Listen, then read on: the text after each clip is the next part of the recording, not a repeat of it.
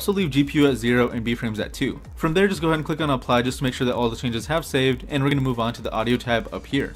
Now since we are doing a local recording, I like to scale mine all the way up from 160 to 320. And that's going to get us the best audio possible, so there's not really much else we have to do here in case you do have other audio tracks, and maybe up those too. But from there, click on apply and we can move on to the other audio tab, which is on the left. So for your sample rate, you do want to make sure that's the exact same rate as your actual microphone. So to check what your sample rate is on your microphone, all you have to do is go down here and right click on where the volume is. From there, click on playback devices. And then once you're here, click on the recording tab. From there, right click on your microphone, the one that should be moving whenever you're talking. Right click on that, hit properties, go to advanced, and then whatever number this is right here, that's going to be your sample rate. So of course you can change it to a higher one if you do want to. I think I did change mine from 44,100 to 48,000 a few months ago. So since mine is 48,000, I can exit out of this.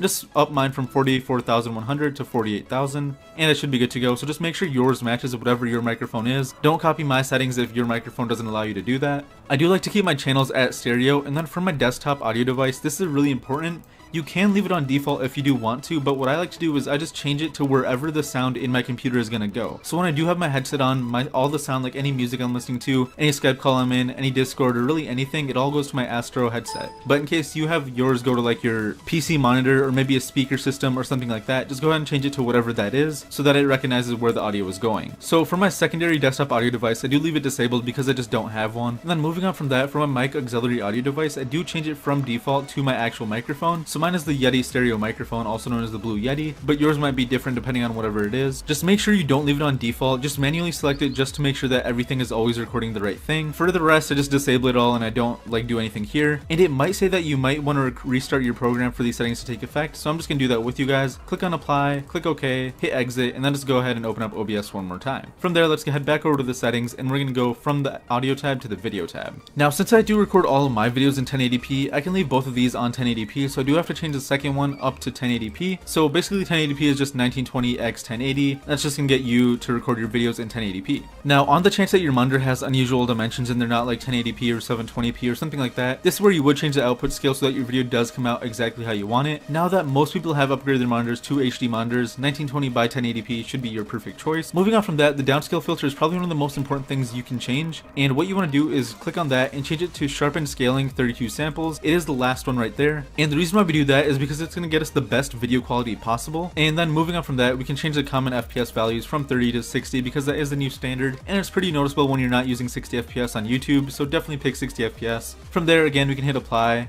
and we can move on to the hotkeys. So I don't do much with the hotkeys, so I can't help you guys there, but they are pretty useful in case you want to like start, mute, or stop your recording straight from your keyboard instead of using your mouse and things like that. And now moving on to the last part of the video, which is the advanced tab. This is really important, so definitely pay attention to the changes I make. Go ahead and change your process priority from normal